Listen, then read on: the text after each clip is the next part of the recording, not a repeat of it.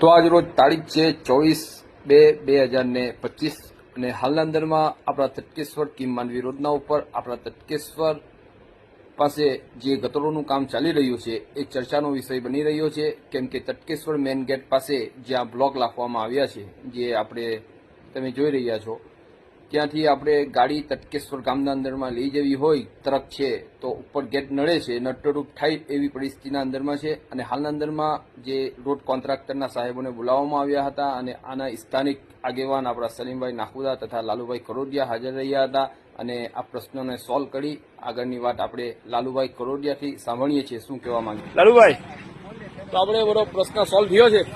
પ્રશ્ન સોલ્વ થયો છે ભાઈ, કે આ જે બ્લોક મૂકવામાં આવ્યા ડ્રેનેજના એને હજુ ડાઉન કરવામાં આવે અને જે મેઇન રોડની જે હાઈટ છે એના અહીંયાથી અમને ગામમાં ઘૂસવા માટે રાઉન્ડ અપ જોઈએ.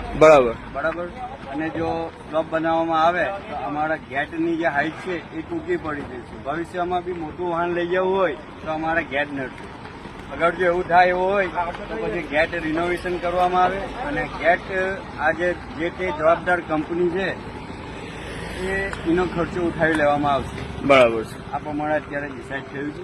तो रोड कॉन्ट्रैक्टर टॉफिक भाई भी हमारे साथ है. टॉफिक भाई, क्या बात हुई? साहब लोग आए थे. साहब लोग जो बात की है वो हो गई है.